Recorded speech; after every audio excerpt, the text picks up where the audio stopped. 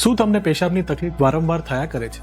Multiple treatment લીધા પછી બી પેશાબની તકલીફ ચાલુ ને ચાલુ જ રહે છે? તમને પોસિબલ છે કે યુરેથ્રલ સ્ટ્રિક્ચર નામની બીમારી હોઈ શકે છે. મારું નામ ડોક્ટર દેવલ પરીખ છે. હું કન્સલ્ટન્ટ યુરોલોજિસ્ટ છું આશ્રય હોસ્પિટલમાં. આજે આપણે વાત કરશું યુરેથ્રલ સ્ટ્રિક્ચરના વિશે. યુરેથ્રલ સ્ટ્રિક્ચર માને પેશાબની રસ્તો સાંકડો થઈ જવો. એના 3 ટ્રીટમેન્ટ ઓપ્શન્સ અવેલેબલ હોય છે આપણી પાસે. પહેલો ઓપ્શન છે ડાયલેટેશન. ડાયલેટેશન જે આજના જમાનામાં બહુ ઓછા લોકો કરતા હોય છે કારણ કે એક ટેમ્પરરી સોલ્યુશન છે જે ખાલી નળીને પોડી કરી આપે છે. બીજો ઓપ્શન છે મિનિમલ ઇન્વેઝિવ ઓપ્શન જે એન્ડોસ્કોપિક સર્જરી કહેવાય, જે દૂરબીનથી જોઈને, જેને VIU કહેવાય ઓર વિઝ્યુઅલ ઇન્ટરનલ યુરેથ્રોટોમી.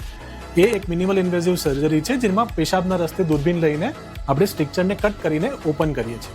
અને છેલ્લો ઓપ્શન છે એક જેને કહેવાય યુરેથ્રોપ્લાસ્ટી, જેમાં ગાલના અંદરથી ચામડી લઈને જેટલો ભાગ તમારો ખરાબ છે નળીનો એને ફરીથી આખી નળી બનાવીએ. એમાં લોંગ ટર્મ સક્સેસ રેટ આવવાના મેક્સિમમ સૌથી સારા ચાન્સીસ એમાં હોય છે આપણી પાસે. પણ આ 3 ટ્રીટમેન્ટ ઓપ્શનમાં ઇટ ઇઝ નોટ ઓલવેઝ કે આમાંથી કોઈ એક બેસ્ટ ઓપ્શન છે. It is dependent on the patient, સ્ટ્રિક્ચરની લેન્થ, કેટલી વખત ટ્રીટમેન્ટ થઈ ચૂકી છે પાસ્ટમાં, એના ઉપર હોલિસ્ટિક અપ્રોચ હોય છે. પેશન્ટને જોઈને જે નક્કી કરવામાં આવે છે તે માટે અમારી પાસે વિઝિટ કરો, એના ઉપર તમને આગળ વધે ગાઈડ કરીએ.